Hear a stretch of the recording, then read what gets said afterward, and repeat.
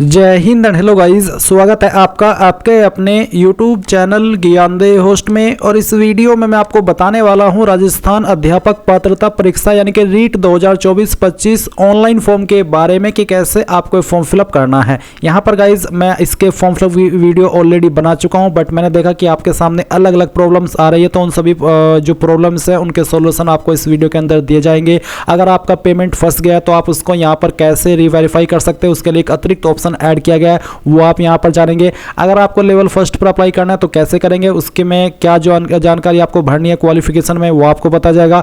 Level 2 पर apply करना है तो उसके लिए आपको कैसे जानकारी भरनी है वो बता जाएगा। अगर आपको दोनों लेवल पर अप्लाई करना है तो उसकी जानकारी भी आपको इसी वीडियो के अंदर दी जाएगी। तो कहने का ये मतलब है कि जो भी प्रॉब्लम्स आपके सामने आ रही है इस फॉर्म को भरते समय, उन सभी को इस वीडियो के अंदर कवर किया जाएगा। और मेरी कोशिश ये रहेगी कि आप इस वीडियो से समझ करके अपने फॉर्म को बिना किसी मिस्टेक के भर पाए। तो वीडियो को आपको पूरा देखना है, और अगर आपने वीडियो को लाइक शेयर नहीं किया कर दीजिए, क्योंकि आपके एक लाइक करने से काफी सारा मोटिवेशन मिलता है। एंड अगर आप चैनल के ऊपर नए हैं तो चैनल को सब्सक्राइब कर लीजिएगा। इसके बाद में गाइज जो मैंने लिंक वीडियो के डिस्क्रिप्शन में दिया है आप ओपन करेंगे, आपके सामने यहाँ पर इस फॉर्म की इन्फॉर्मेशन आएगी, जहाँ पर आपको फीस की इन्फॉर्मेशन, आपका लास्ट डेट 15 जनवरी 2025 है, बाकी की इन्फॉर्मेशन देखने को मिलेगी। लेवल फर्स्ट पर अप्लाई करने के लिए क्या क्वालिफिकेशन चाहिए और किन किन क्वालिफिकेशन के आपके पास विकल्प है। यानी कि मान लीजिए आपके पास पहले वाली क्वालिफिकेशन नहीं है, तो अगर सेकंड क्वालिफिकेशन जो यहाँ पर दी गई है वो है, तो आप इसमें तब भी अप्लाई करने के लिए एलिजिबल है।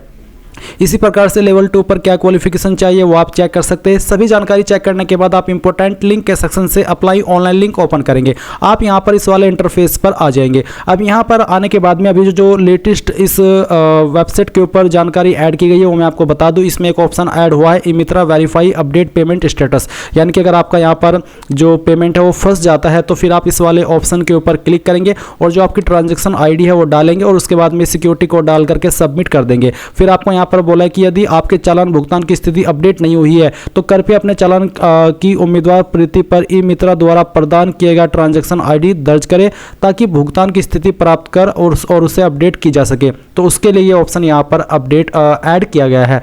इसके बाद गाइज आप यहाँ पर आएंगे तो आपको यहाँ पर एक रीट 2024 डेमो वीडियो भी ऑफिशियली रीट ने दी है। आप यहाँ पर अगर इस लिंक को क्लिक करेंगे तो आपके सामने वीडियो आ जाएगी। आप चाहे तो इस वीडियो से भी और भी डिटेल में अच्छे से जानकारी समझ सकते हैं, जो कि हिंदी के अंदर ही आपको जानकारी दी गई है पूरी की पूरी। आप यहाँ से भी पूरी की पूरी जानकारी अच्छे से चेक कर सकते हैं, जिसमें कि आपकी क्वालिफिकेशन की जानकारी भी दी गई है और बाकी की इन्फॉर्मेशन सभी यहाँ पर आपको बेसिकली रीट फॉर्म से जुड़ी हुई दी गई है। तो आप इस वीडियो को भी एक बार चेकआउट कर लीजिएगा, ताकि जो डाउट अगर आपके मेरी इस वीडियो से क्लियर ना हो तो आप इस वीडियो से थोड़ा क्लियर कर ले, और अगर उसके बाद भी ना हो तो आप कमेंट के माध्यम से पूछ ले। तो बेसिकली अब आप यहाँ पर आएंगे। अब मैं आपको आगे की जानकारी स्टेप बाय स्टेप दूंगा कि कैसे आपको इसमें फीस पे करनी है और कैसे आपको क्या करना है। तो सबसे पहले आप यहाँ पर आएंगे और आने के बाद में आपको जनरेट चालान इसके ऊपर क्लिक करना है। एंड देन आपके सामने कुछ ऐसा इंटरफेस आ जाएगा। यहाँ पर है form for level first, form for level 2 या फिर दोनों के लिए। तो ये आपको डिसाइड करना है कि आप लेवल फर्स्ट पर अप्लाई कर रहे हैं या फिर लेवल 2 या फिर दोनों पर। तो जिस पर भी अप्लाई कर रहे हैं वही आप सिलेक्ट कर लीजिएगा।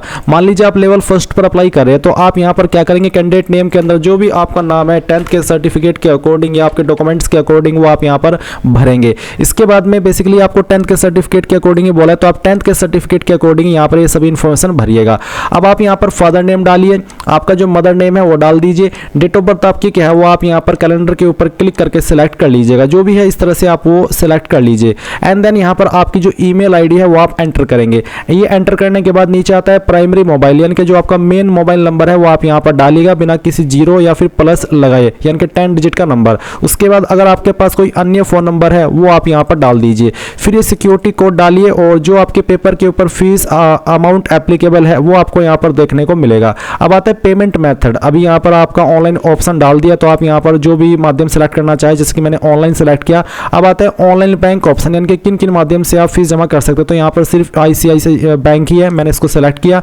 तो ये हुआ आपका लेवल फर्स्ट का। अगर मान लीजिए आप लेवल 2 पर अप्लाई कर रहे हैं तो आपके सामने तब भी सेम ही ऑप्शन आएंगे, कोई अतिरिक्त ऑप्शन नहीं आएगा। और अगर आप दोनों पर अप्लाई कर रहे हैं तो तब भी आपके सामने सेम ही ऑप्शन आएंगे, कोई अतिरिक्त ऑप्शन नहीं आएगा। तो मैंने दोनों लेवल पर कैसे आपको फीस पे करनी है या फॉर्म को भरना है वो पूरी जानकारी शुरुआत से ही कवर करके चल रहा हूं। तो अब यहाँ पर ये सभी जानकारी देने के बाद आप सबमिट एंड पे इसके ऊपर क्लिक करेंगे। अब गाइज आपके सामने यहाँ पर इस तरह का इंटरफेस आ चुका है। आपको यहाँ पर इसको प्रिंट कर लेना है। आप यहाँ पर इसको प्रिंट के ऊपर क्लिक करके, अगर आपके पास प्रिंटर नहीं है तो आप इसको PDF के रूप में सेव कर लीजिएगा।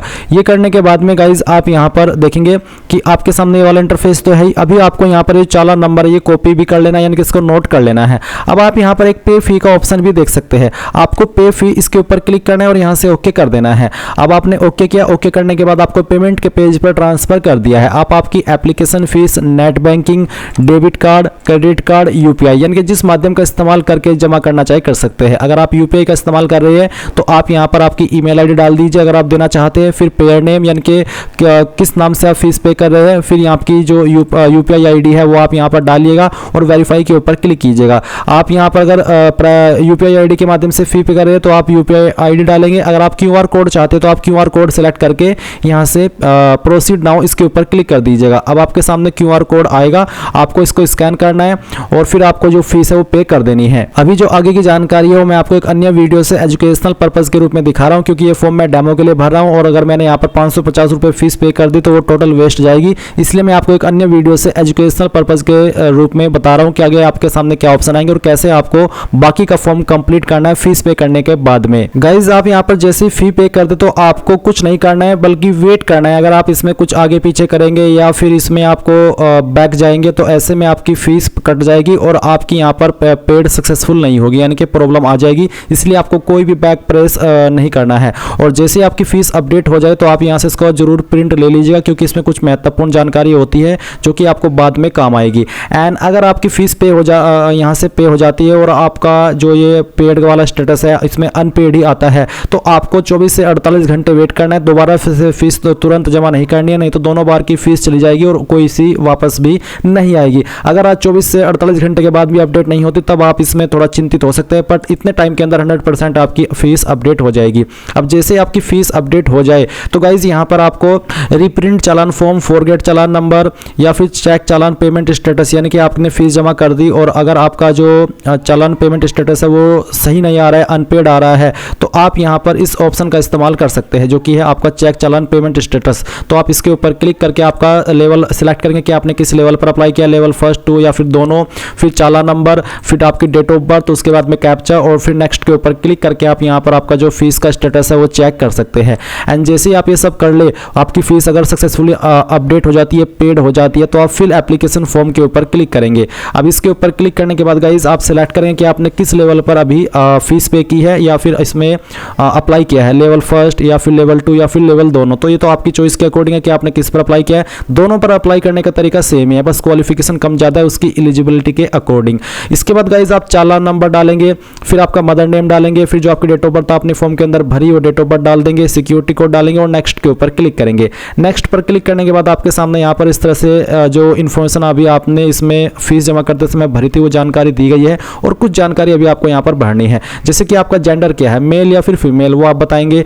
मैरिटल स्टेटस क्या है आपका, मैरिड अनमैरिड, वो आप सिलेक्ट कर लेंगे। आधार कार्ड नंबर यहाँ पर आपको अपना दे देना है और उसके बाद में आप कैटेगरी सेलेक्ट करेंगे, जो भी आपकी कास्ट कैटेगरी, जैसे कि यहाँ पर general, UR, economically weaker section यानी कि EWS, SC, ST, OBC या फिर मोस्ट बैकवर्ड क्लास, तो जो भी आपकी कास्ट कैटेगरी है आपके स्टेटस के अकॉर्डिंग वो आपको सेलेक्ट कर लेनी है। फिर आपका रिलीजन क्या है, जो भी है आपका इनमें से रिलीजन वो आप सेलेक्ट कर लेंगे। आर यू एक्स सर्विसमैन, क्या आप एक्स सर्विसमैन है, अगर हाँ तो यस, नहीं तो आपको नो करना है। उसके बाद स्पेशली एबल्ड पर्सन यानी कि क्या आप दिव्यांग है, विकलांग है, अगर हाँ तो यस, नहीं तो आप नो करेंगे। नेशनलिटी के अंदर गाइज आप यहाँ पर इसमें इंडियन सेलेक्ट कर लेंगे। फिर सवाल पूछा कि are you bonafide resident of Rajasthan, क्या आप राजस्थान के मूल निवासी है, अगर हाँ तो यस, अगर नहीं तो आप नो करेंगे। अगर आप है तो फिर आपको आपकी बोनाफाइड स्टेट यानी कि कौन सी स्टेट के निवासी है, बेसिकली राजस्थान के, तो राजस्थान सेलेक्ट करेंगे। फिर डिस्ट्रिक्ट कौन सी है आपकी राजस्थान की, वो डिस्ट्रिक्ट भी आपको यहाँ पर सेलेक्ट कर लेनी है। आइडेंटिफिकेशन मार्क, आपकी बॉडी के ऊपर वो निशान जिससे आपकी बॉडी की पहचान होती है, ये बॉडी आपकी, ये निशान आपकी बॉडी के ऊपर कहीं पर भी हो सकता है, बट वो ध्यान रखिए कि परमानेंट मार्क हो। और अगर आपकी बॉडी के ऊपर कोई ऐसा परमानेंट मार्क नहीं है, बर्थ मार्क नहीं है, तो आप यहाँ पर नो मार्क लिख दीजिएगा। अब आती है SSO ID। अभी SSO ID में बहुत सारे कैंडिडेट कंफ्यूज हो रहे हैं कि सभी को देनी अनिवार्य है या फिर नहीं है। तो मैं आपको बता दूं कि अभी तो मैंने यहाँ पर वो वीडियो नहीं डाली, बट बाद में जब आप इसको चेक करेंगे आपको यहाँ पर वो मिल जाएगी। जैसी जो लिंक मैंने आपको इस वीडियो के डिस्क्रिप्शन में दिया है आप ओपन करेंगे। इसको ओपन करने के बाद में आपको यहाँ पर इस वाली वीडियो से ऊपर एक SSO की जो OTR की वीडियो है वो देखने को मिलेगी। तो वो वीडियो वॉच करके आपने SSO वेबसाइट के ऊपर कैसे OTR करना होता है या फिर उसके ऊपर रजिस्ट्रेशन करना होता होता है वो कर लीजिएगा, और जैसे ही आप रजिस्ट्रेशन कर लेंगे तो आपको आपकी SSO ID मिल जाएगी। बहुत ही सिंपल तरीका है, कोई ज़्यादा लॉन्ग प्रोसेस नहीं है। अगर आप OTR कंप्लीट करते तो थोड़ा ज़्यादा वक्त लगता है, बट अगर आप सिर्फ अपनी SSO ID जनरेट कराना चाहते हैं तो वो तो आपकी 4 से 5 मिनट के अंदर हो ही जाएगी। तो वो आप वीडियो देख करके कर लीजिएगा, और फिर जो आपको SSO ID मिलेगी यहाँ पर वो आपको डाल देनी है, एंड देन आप नेक्स्ट के ऊपर क्लिक करेंगे। इसके बाद आपके सामने एड्रेस का सेक्शन आएगा। तो जो आपका प्रेजेंट एड्रेस है पहले आपको भरना है। लाइन फर्स्ट 2 के अंदर आपका थोड़ा थोड़ा एड्रेस डाल दीजिएगा। आपकी जो पोस्ट ऑफिस है वो डालिएगा, स्टेट सेलेक्ट कर लीजिएगा, डिस्ट्रिक्ट कौन सी है वो आप सिलेक्ट कर लेंगे, आपका पिन कोड क्या है वो भी आप यहाँ पर डाल देंगे। आपकी प्रेजेंट एड्रेस आपको यहाँ पर डालना है। फिर यहाँ पर गाइज आप नीचे जैसे नेक्स्ट के ऊपर क्लिक करेंगे तो आपके सामने क्वालिफिकेशन एंड प्रेफरेंसेस का ऑप्शन आ चुका है। तो एग्जाम सेंटर डिस्ट्रिक्ट प्रेफरेंस, तो पहली चॉइस आप एग्जाम डिस्ट्रिक्ट के लिए किसको देना चाहते हो वो सिलेक्ट करेंगे। सेकंड चॉइस भी आप यहाँ पर आपकी चॉइस के अकॉर्डिंग सिलेक्ट कर लेंगे। उसके बाद में गाइज यहाँ पर आपको लैंग्वेज फॉर मीडियम, यानी कि आपका जो लैंग्वेज है वो आपको सिलेक्ट करना है भाषा फर्स्ट का। तो आपको यहाँ पर बेसिकली लैंग्वेज फर्स्ट सिलेक्ट करनी है।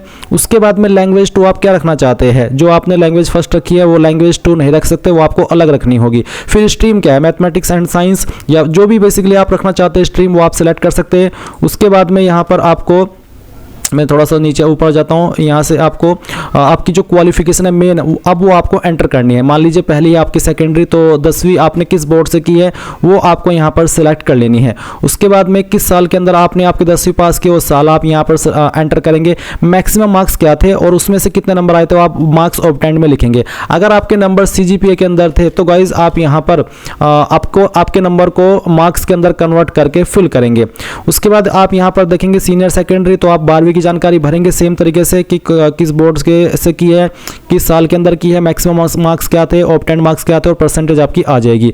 अब आता है ग्रेजुएशन। अगर आप अभी कर रहे हैं ग्रेजुएशन तो आप अपीयरिंग को टिक करेंगे। अगर आप कंप्लीट कर चुके हैं तो आप इसको अनटिक करके यहाँ पर आपके जो यूनिवर्सिटी का नाम है वो बताएंगे, पासिंग ईयर बताएंगे, मैक्सिमम मार्क्स भरेंगे और ऑब्टेन्ड मार्क्स भी भर देंगे। कोई PG डिग्री है तो उसकी जानकारी भी आप सेम वे में भर सकते हैं।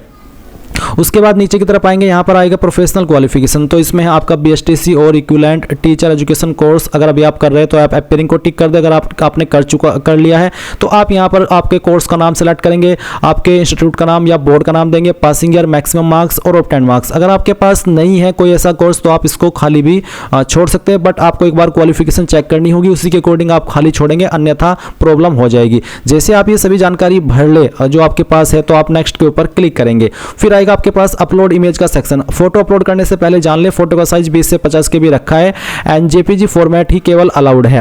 और यहाँ पर जैसे ही आप चूज फाइल के ऊपर क्लिक करेंगे तो जहाँ पर आपकी फोटो फाइल है वो आपको सिलेक्ट कर लेनी है, एंड देन फिर यहाँ पर उसको सिंगल क्लिक के अंदर अपलोड कर देना है। अगर कोई इशू आता है फोटो अपलोड करने में तो इसका मतलब है कि आपका फोटो का फॉर्मेट या तो अलग होगा या फिर साइज दिए गए साइज से कम ज़्यादा होगा। और जो आपको साइन करना है वो आपको व्हाइट पेपर पर करना है, और इंस्ट्रक्शंस आपने पढ़ लेने उसी के अकॉर्डिंग करना होगा। अब आप यहाँ पर आधार कार्ड अपलोड करेंगे, और इसमें सिर्फ आपको फ्रंट ही बोला है। आप बैक करना चाहे एक ही इमेज में तो कर सकते हैं, बैक भी, दोनों को मिला करके। और अगर आप सिर्फ फ्रंट देना चाहे जो कि बेसिकली फ्रंट ही मांगा है तो आप यहाँ पर फ्रंट साइड अपलोड कर दीजिएगा। साइज 50 से 100 KB के बीच में रखा है, और यहाँ पर फॉर्मेट JPG का ही है। उसके अलावा secondary certificate marksheet size must be between 50 KB से 100 KB, यानी कि आपको यहाँ पर जो आपकी 10वीं है उसका सर्टिफिकेट या फिर मार्कशीट आपको यहाँ पर अपलोड करनी है। तो दोनों फाइल आप यहाँ पर एक एक करके सिलेक्ट करेंगे और फिर यहाँ से अपलोड कर देंगे। एंड जैसे ही आप ये अपलोड कर देंगे तो आप नेक्स्ट के ऊपर क्लिक करेंगे। नेक्स्ट के ऊपर क्लिक करने के बाद आपके सामने डिक्लेरेशन आएगा, और डिक्लेरेशन आपको यहाँ पर चेक करना है। चेक करने के बाद में इसके ऊपर टिक करेंगे। फिर यहाँ पर आपको कन्फर्म एंड प्रीव्यू इसके ऊपर क्लिक करना है। फिर आपने जो भी जानकारी अभी तक भरी है वो आपके सामने होगी। आप एक बार सभी जानकारी को चेक कर लीजिएगा, और जब आप सभी जानकारी चेक करने के बाद में इसको सबमिट कर देंगे तो आपका फॉर्म फाइनल सबमिट हो जाएगा।